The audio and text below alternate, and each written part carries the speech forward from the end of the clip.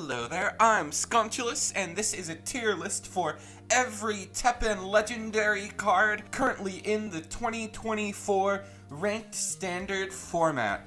We're not gonna waste too much time, but I'll just say the tier list is based on how strong the card is in the current ranked format.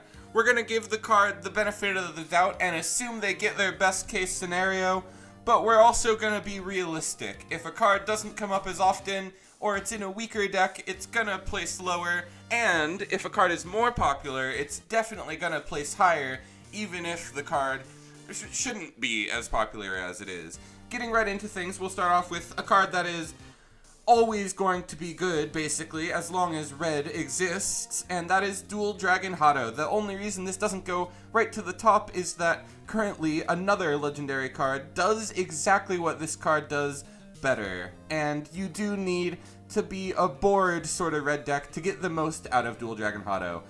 And the next red card, equally iconic, fate-defying Ryu, FDR, the president of TEPPEN, is not quite as relevant and meta-warping as he historically is.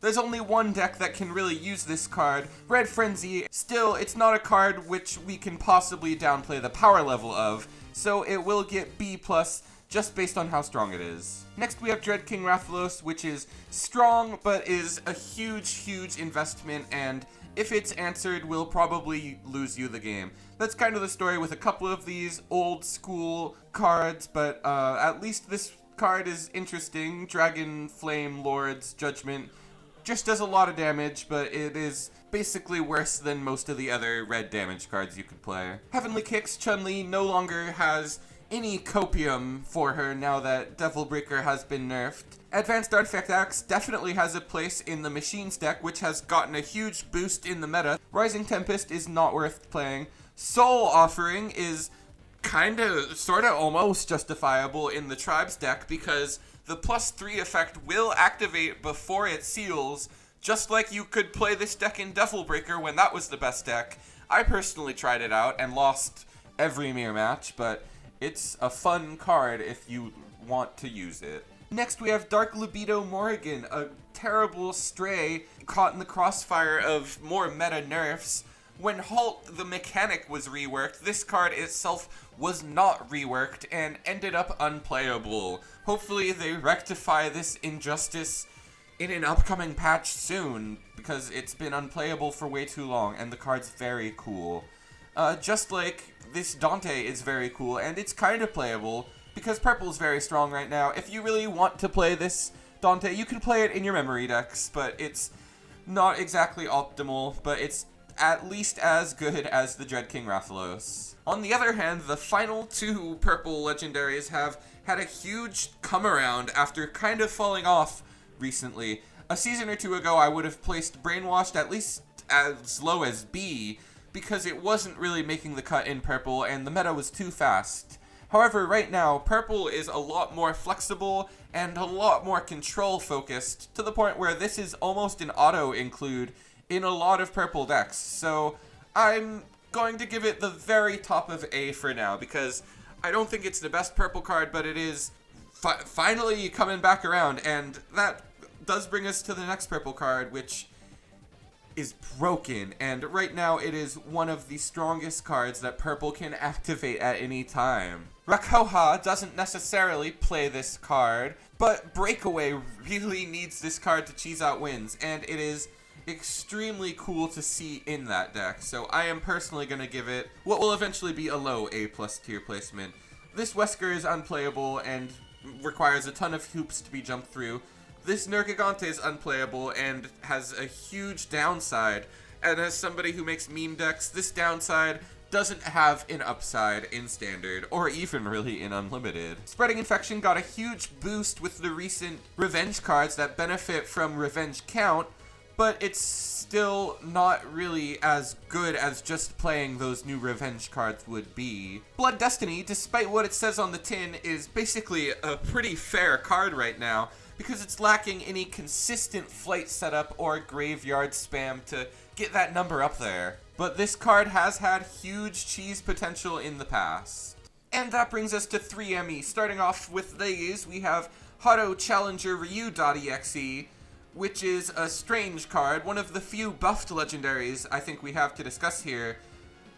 But unfortunately, he still it doesn't live up to the potential of his own previous cards. Even in the deck designed for the legendary, it doesn't really have the impact necessary, and that only goes double for Blazing Netnavi Flameman.exe, who is one of the clunkiest legendaries here. This card is simply not worth the setup and is too inconsistent, even compared to the nerfed Gutsman. This is not a legendary tier card.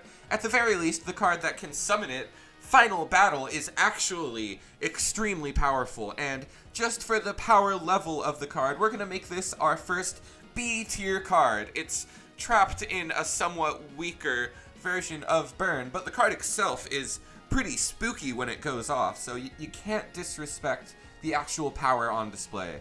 The same, honestly, goes for this X here, who you don't see very often, but when you do, it is always a game ender. I'm gonna, for now, give it the very bottom of B+, because I know there's gonna be a big gap between that X and this roll, so she's either going to be at the very top of B+, or for now, we will give her the bottom of A tier, because this role is super game-winning, especially the better you are at playing red growth quest type of decks. If you specialize in playing decks that benefit from this card is super broken, but it's very limited to the decks it appears in. Next we have Jack-In, a completely generic card that was definitely really exciting on reveal, but is really the definition of win more. If this were a 1 MP cheaper, I think it would see a lot of play, but as is, it's just flashy. Purple's 3ME cards kind of center around their quest gimmick, which is all about banishing, and for whatever reason, this Protoman.exe is way more popular than he has any right to be. He's a solid card and is kind of a good flagship monster for the deck, but he's not exactly exceptional, and the deck itself is also not really the best purple deck. But the popularity of the card will get it at the very least a high B. Shadowman, I basically feel like, is the worst card that goes in the same deck, so we'll give him a low B. And Official Navi's Power is the best card that we got from that deck, which is able to go in any purple deck and answer any card in TEPPEN. The only downside is that combining that with the unit does cost at least 7 MP, just like Brainwashed, but I think, at least at the moment and for the last number of formats, this has proven to be the better card. Next, Black's 3ME cards are tied to an even more niche deck. This Bison kinda tries to be generic by just being 6 damage focused, but what he actually does is even more clunky than the deck he's designed for. As much as I want to give him a B tier because Veil has a really high potential, the card is just a little too random. Base.exe has really come into his own this very last season thanks to Ashura Senku, and more importantly, the refinement of the Ashura Senku deck, which can heavily benefit from Base.exe. Of course, I don't necessarily think that Base.exe is optimal in the deck, as the best players don't play the card. But as the meta develops, we might see even more of the card as those very same players adjust to how broken it can be. For now, I'm going to give it a middle of A tier placement, but it could go either up or down. The card that is meant to summon base and is really only good if you use it to summon base is After Duel. This card is supposedly meant to be used in Quest, but is far stronger if you use a combo I associate being innovated by Owaito King. Playing this card in Growth and only having your single quest units being Base.exe, Bison.exe, and the later legendary Sigma to summon 3 broken legendaries and give them all a big buff. And it's a very high skill execution combo that only comes up in the late game, but it's game winning, so I really can't give it any lower than I've given Final Battle. Of course, Final Battle shows up a lot more now that there's new burn support. Next we have the flashiest burn card, and definitely my favorite burn card, a card that I can't really give anything lower than A tier, given how historically strong Kame-san has proven this card to be, and with how many tools Red has at its disposal to play burn. I think this is a very, very broken card, but also one that you don't need given the excess of tools that burn has. Green's Battle Chip is a card I have a lot of feelings about, so we'll just save some time and say it is the strongest green card that is good at any time of the game in any green deck and is completely centralizing. Next we have Battle Chip PRL 412, which is a weird name and a weird tech in a deck that's pretty niche. Outside of that deck, you're not going to see this card or want to play it at all, so we're actually going to put it below Dread King Rathalos. The Black Battle Chip is doing its best impression of the green one, but is just weird and has a much worse downside, so we're going to give it the bottom of B tier. Protector Doll Claire is kind of a card I feel like nobody really has figured out what Gung-Ho wants us to do with. Clearly it's designed to go alongside all the Frenzy cards that explore for 3s and 4s, but actually playing Claire just isn't very strong, actually, and her Resonate is as low impact as it gets. I really wish I could give this card a C tier placement, but I really haven't seen anybody succeed or even try to experiment with Claire, so we'll give her the top of D out of hope. Thankfully, the other Frenzy legendaries are a lot better. Living Bone Lagiacrus is a game-ending play in a very solid, consistent meta deck, but also one that is a bit less relevant now that newer stuff has come out, so we are going to give this a high A tier placement. The red board wipe from the set I'll Keep You Safe is really high impact, obviously, if you can set it up, but I've never really seen mono red actually be the best way to set this card up. I personally have tried it out in red-green a couple of times, and it can be amazing, but there's a lot of hoops you gotta jump through, and it's pretty slow, so we're just gonna put it around where we put Jack in. Green's Frenzy legendaries are part of a very, very slow deck, and Gossarog is such high investment to win the game, but it's could not be higher investment, so we're gonna actually give him kind of a lower C tier placement. We'll give Limb Reaper, which has the Gossarog effect, slightly higher placement just for the flexibility, but realistically both of those cards are not super strong considering how slow their deck is. At the very least, we can give Nightmare Sherry Birkin a slightly higher placement because she's so generic and could be used in the new Coral Stall deck, but she's definitely not any higher than B. Some even spookier cards, we have the Puppet Mage Waka, which has bizarrely returned to prevalence thanks to the new Breakaway deck and possibly Memory. I think it's just the Breakaway deck.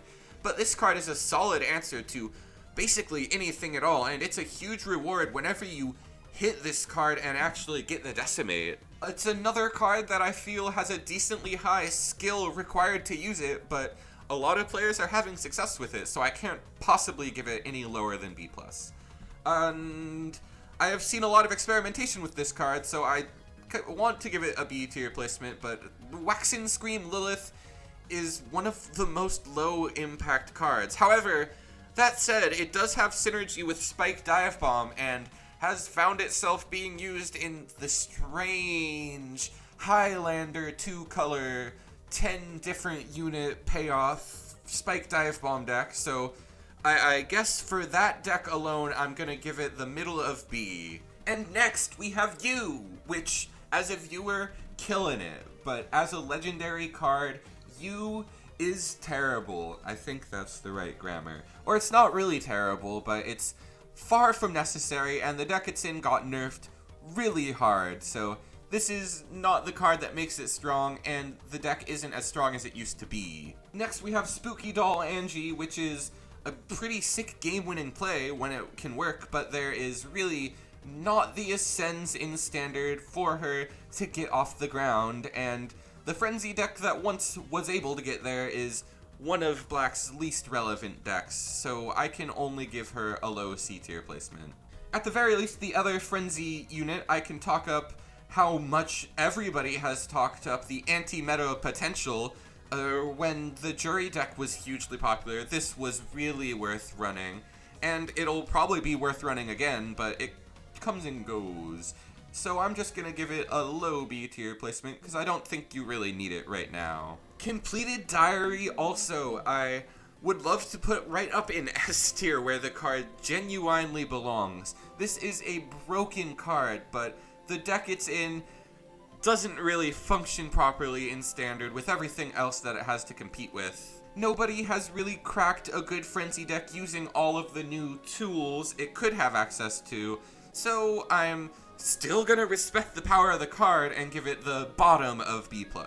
Next, the TDD supplementals. Gardener Arias Drac is a cool win condition for either Antibody or Thunder Edge, but I feel like he's a bit take it or leave it. He's not the most necessary. I'm gonna give him the top of what we have in B so far. The Sea of Death Tidal Whale is one of the most versatile green legendaries that continually proves itself to find new unexpected homes when it really seemed like it would only pop off in Frenzy. This is one of green's most fun legendaries. I cannot give this any lower than a solid A tier placement. And the Death's Portrait Amalgam is also a huge sufferer of nerfs to their deck, but also I kinda always felt like this was a sort of unnecessary card in the deck. It just does what the other Ghost Pal card already does, but with a possible removal that never really mattered tacked on. And the Masked Merchant Duke is actually pretty sick. Super versatile, low investment, high outplay potential,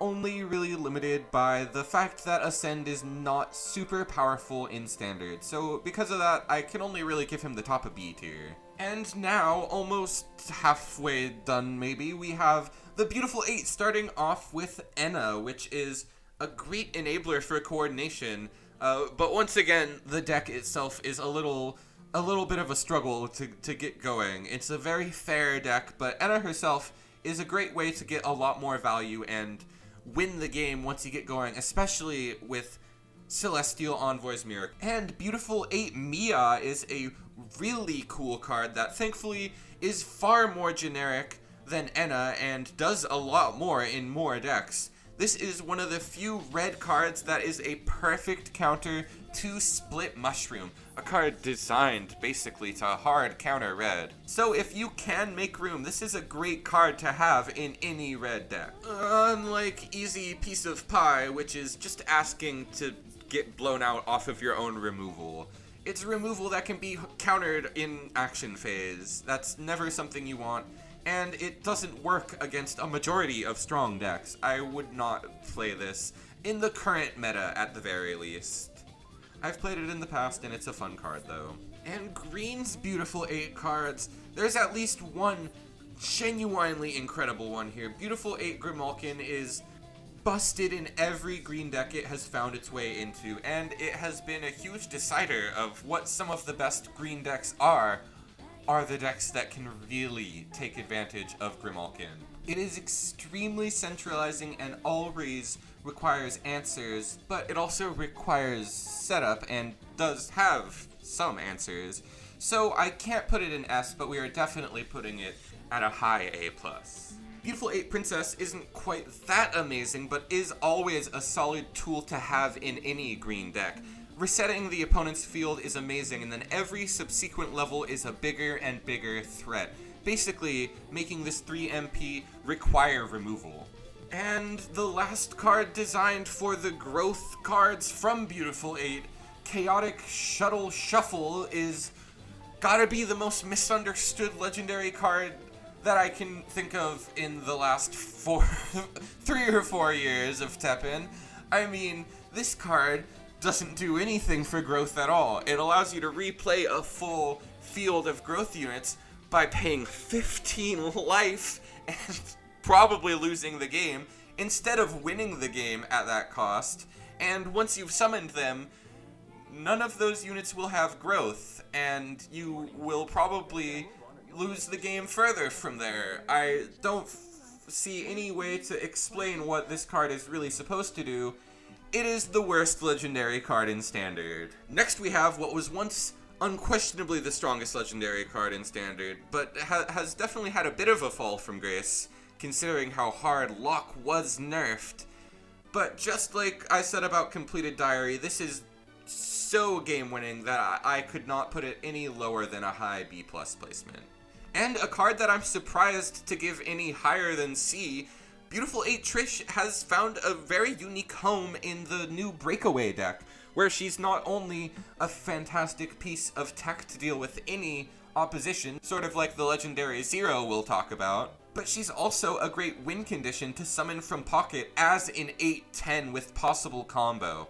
The deck doesn't really scratch that tier 1 level, but we will still give it a high B+ placement. This is a great card these days. Next we have the ultimate win more card, the Battle for Beauty or something, I forget. But this is a 10 MP lock card that is continuously discounted every time you unlock, which is only significantly harder now that all of the lock cards cost more. And even when Lock was the single best deck, you didn't really want to play this card because it's so win more. I really can't justify giving this anything other than C tier placement. And Daymare Salazar is really a card that I wish I didn't have to explain why it's F tier. This card does the opposite of what Black wants to do.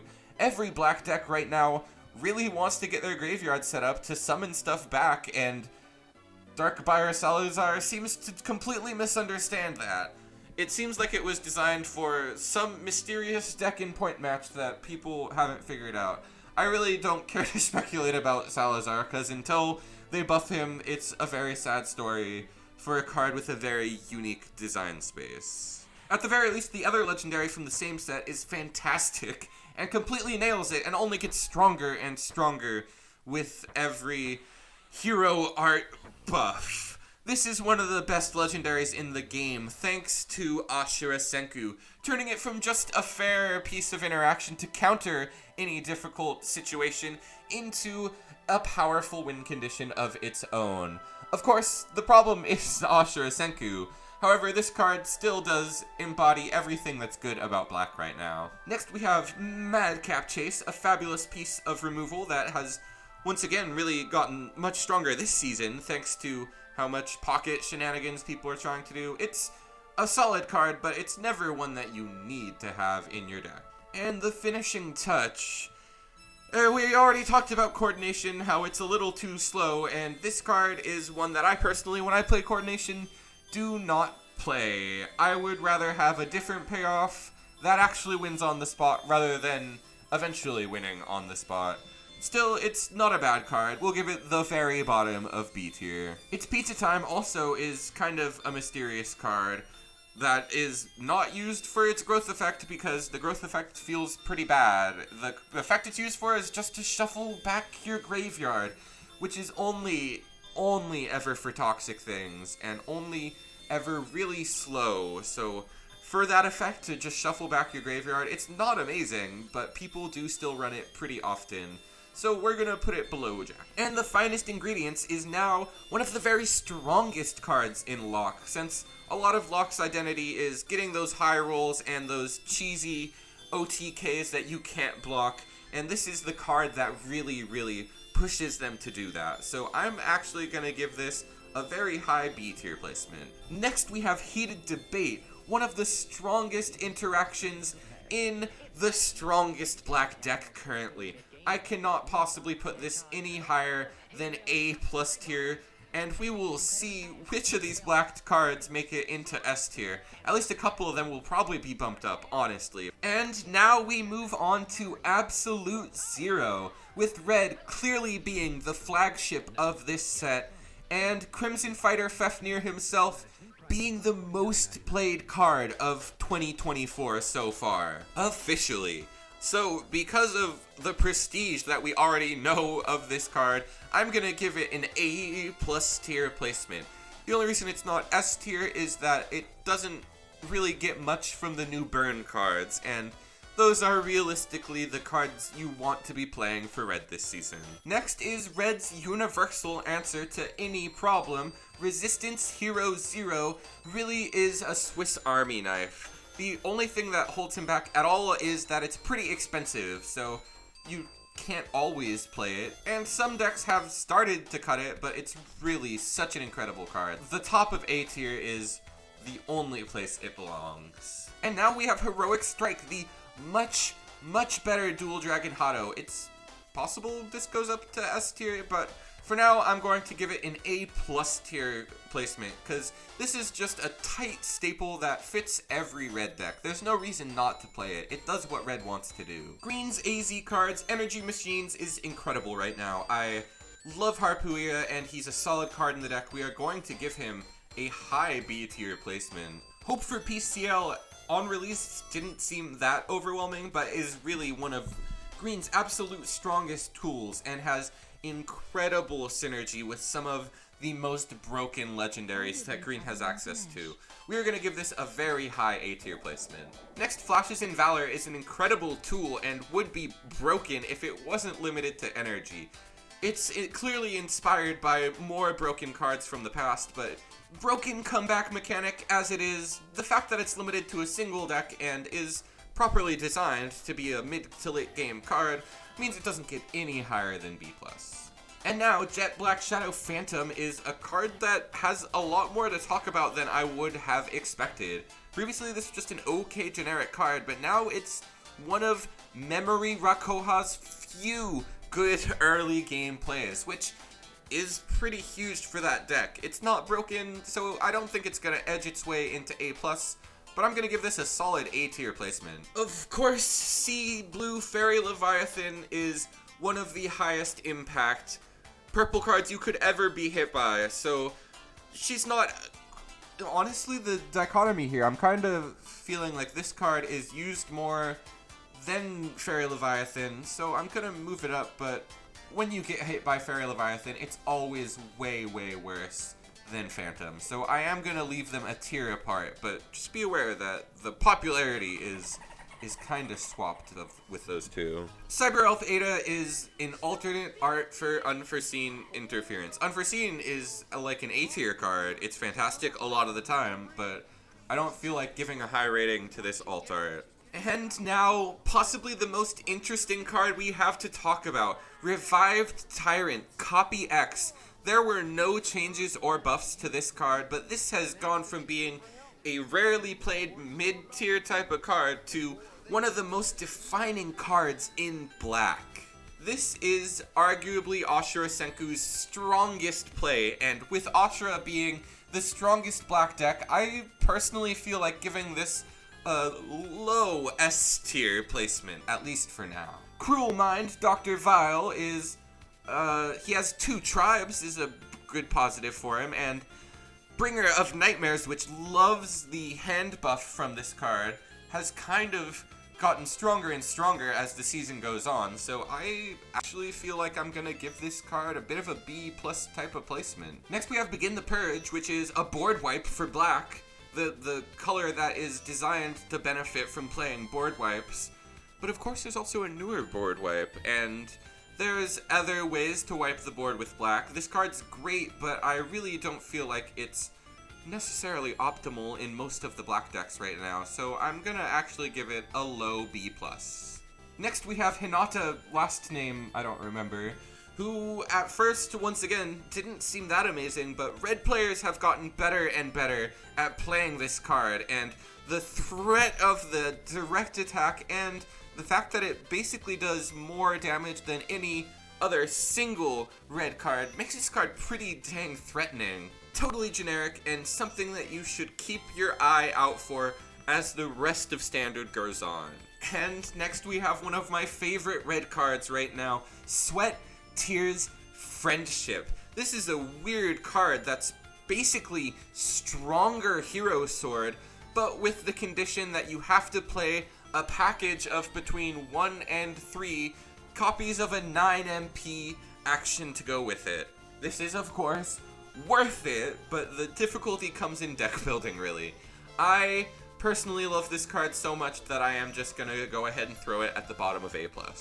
Maybe I'll come to my senses and move it down to A. Blazing Buddy Batsu is a great generic card, again, mostly only used in Thunder Edge though. And even there, this is primarily only good as a tech card to beat the red mirror match or the now popular Rakoha match. If you're against black though, Batsu is going to feel pretty underwhelming.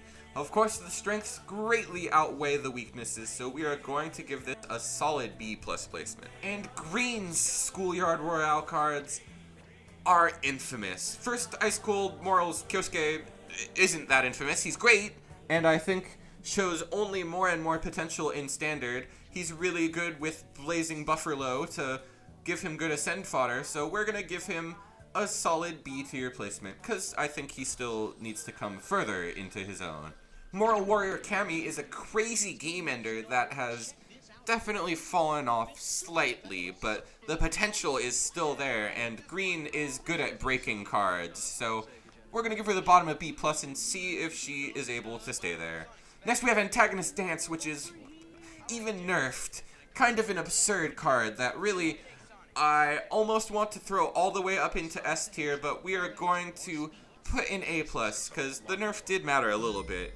You have to actually look for the opportunity to use the card, rather than just winning when you draw it. That said, Antagonist Dance is clearly a new era of more broken legendaries than have ever been seen before. Purple's SR cards are also really interesting. Engine's Roar Akira have seen a ton of experimentation in both Rakoha and Breakaway and the Jury deck, and I feel like people are just gonna continue to play this card because it speeds the game up a lot and is a really cool comeback mechanic when it gets its Veil effect. This is a great card that can only get stronger as more cards are released.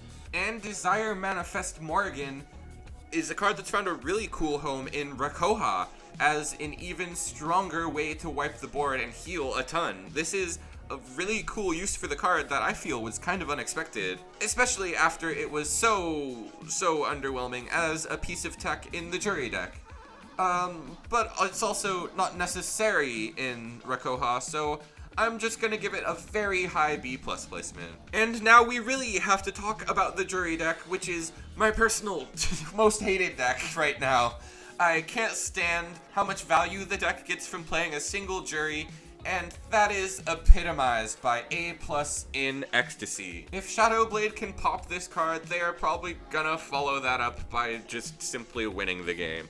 I'm gonna give it a salty, low A+ tier placement. Black's SR cards, the legendary Bancho Daigo is way too fair, costing 8 MP, and the stats can be incredible, but I really feel like it's just consolation for the fact that you are paying 8 MP for this guy. I actually feel like it's a great C tier type of card. Hardcore Leader Sigma can actually cut the mustard by being a lot more generic and having an incredible recursion effect that doesn't even matter. You are playing this card for the first effect, unlike Daigo, who needs every effect on him to be worth it. Sigma is powerful and flashy from the moment you play him in really any situation that you do play him. But even that said, he doesn't have that broken of a ceiling unless you draw him multiple times with his revenge effect. And the last black SR card is easily the most broken. This is the card that is carrying the deck single-handedly, honestly, and it's doing a really good job. Specifically because when you pop this card, you beat every other black deck. There is no counterplay really in black other than the other top tier black action we have up here. And the final round of supplementals so far, we have Neo Student Steel Samurai is really fun in Thunder Edge, but he's not super exceptional. I think it's solid in a lot of decks, and there's exploration to be done with it, innovation to be found, but for now, it's only really average. And next, Young Again Oro. I'm actually gonna make my hottest take here and say I think this card is very mid. It doesn't actually do what the Jury deck wants to do. Despite what it says on paper, being really strong, removal for up to 1 MP of anything, and a bunch of life heal, which should interact well with Jury. The fact is that the Jury deck wins way faster than this card is ever gonna come into play for. And the actual play patterns of that deck have next to no synergy with this card. Still, the effect itself is very strong, so I can't put it any lower than C, but just my own personal opinion is that it doesn't do much. Of course, Fixated Transfer Student, I feel like this card shows up a lot more and is actually kind of better than Oro. Like, even though it's clearly worse on paper, people get a lot more mileage out of this card, and the decks that it's designed for actually appreciate the effect that is on display here, unlike Oro, so I'm actually going to give this the very top of C tier. And the last supplemental is just the worst by far. I love this card, though. I mean, it's so funny, but it is absolutely one of the most toxic green cards there have ever been. This is Noble Thief Ray if it had a much easier setup and an even higher ceiling. Such a fun card, but it's really unfair and should not work how it does. I also have to say, do not ever use this card unless you are planning for it to be the card that wins. This card isn't gonna clear any boards or trade well or anything. This card is only for winning the game through direct pierce. And now we have our final set of legendaries from the Desperate Jailbreak. Starting off with Guard Captain Red. This card is wild and has found its strongest home in one of the first 3-color decks in TEPPEN, and it's also great in CEM, but that's somehow a worse deck than the 3-color deck, and I've seen a surprising number of players ranking pretty high with the 3-color deck, which spits in the face of logic. The way this card is being played does not make any sense. I want to give it an A+ tier placement, but the actual deck I'm talking about is really inconsistent, but this card's broken. And now we have Red's best legendary. I am not going to beat around the bush. This is an S tier card, but it's going to be at the very bottom of S tier because the deck itself is, admittedly, I think, struggling a little bit to find extreme consistency and to really be fully formed. If you don't draw this card, the deck is not as strong as it can be. Surprise Circus Party is kind of like a weird card that I don't know what people are going to do with yet. Right now it's really good in the 3-color deck we talked about, and it has just nothing but potential to be more broken with more strange combo decks, so I actually think I'm going to give this a B+ tier placement, despite it not really being used for its intended purpose yet. Next we have Tiny Jailbreaker Feline, which is a very solid card. I can't really find any fault with the card, but it's not nearly as exceptional as Hope for PCL, so there's gonna be a tier between them, but this really is a super exceptional card. With, of course, its biggest upside being its incredible synergy with this card. Perfect Partners is a retread of Antagonist Dance, but they took away one keyword and made it do a little something different instead. The card's broken, and is a huge part of why green has such high potential. I don't think green is the strongest color though, so I want to move a couple of black cards up into S tier. Discarded Pride Hagenmer is a super cool, flashy meme kind of card, and it's pretty good in a variety of decks, but I've yet to see if it's really the most optimal thing. I'm gonna give it a low B+ tier placement for now, out of hope for the future. And the Curious Thief Malinx. Earlier we talked about the weird Dive Bomb deck, and this is the best card in the Dive Bomb deck, as well as being one of the best cards in the 2-color Shield Spire deck that's a lot more of a reasonable normal deck. It's no surprise to anybody, really, that this card is super well-rounded and strong, and there will definitely continue to be weird discoveries like the 2-color Dive Bomb deck in the future with this card. The remaining purple cards here are actually unreal. The Freezer Frost Walrus I am actually going to throw right up to the very top of the tier list. This card is so difficult to answer, basically shutting out the game the second that it happens at any time of the game that it does come down. That's really the whole picture. It's easy to set up and insanely high impact. The only thing holding it back is that the rest of the deck is pretty difficult. And Great Escape is also a tool that is really pushing all of these purple decks over the edge. This card lets you reuse any of your broken cards. There's a bunch of things that it does on paper that are very strong, but it's not easy to fully grasp just reading it how strong this actually is. Just seeing your opponent go up to full MP while trading a full board, it's not easy to realize how broken that is, but this is one of the strongest cards that a high skill color like purple could have. And lastly, the 3 black cards have all shown themselves to be pretty flashy, cool, fun cards.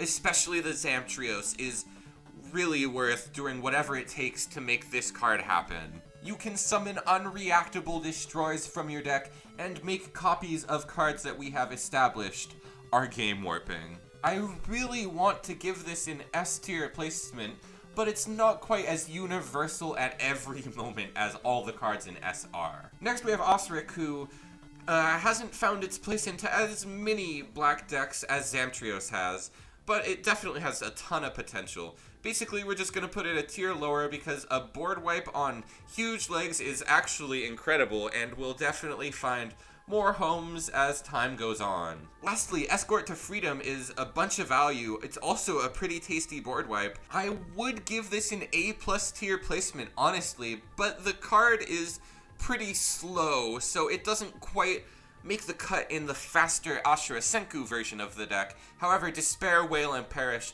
gets a ton of value from this card being around. And now, with every card ranked, I will be right back. Alright, here we are again. I moved 1 or 2 things around. Mostly I moved Devil Out up here to S tier because, like we talked about, she counters basically anything, and now she's more broken than ever. She's super recurable. She deserves an S tier placement. That said, let's review the tier list now. In S tier, we have game warping cards that centralize the match around themselves the second they hit the field, and often end the game the second they hit the field. A+ tier cards are cards that are really knocking on that same power level, but aren't quite as game warping, or might have a bit more setup required. A+ tier cards are also cards with extremely high power levels, but the setup might be starting to get more difficult, or we're looking at incredible generic options that are just great to have if you can fit them in your deck. B+, we have some incredible generic options that are a little difficult to use, easier generic options, boss monsters, and also extremely broken cards that are a little past their time. B tier, we have okay cards in solid decks, solid cards in okay decks, and cards that are a bit outdated. In C tier, we have the cards that you're probably running out of personal favoritism, not because they're optimal.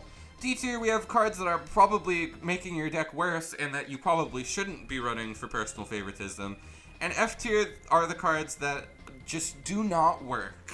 And with that, we have the first complete TEPPEN tier list I have made in, I think, 2 years. So thank you to everybody for your patience. I hope you enjoyed the tier list. Let me know down below if there's anything that you disagree with, or anything that you want further clarification on that I might have stumbled over, or anything that you would like to make a case for being higher or lower. As always, thank you guys for watching. Please like the video if you liked the video, subscribe if you subscribed. Once again, I'm Scontulus, and I'll see you in the next one.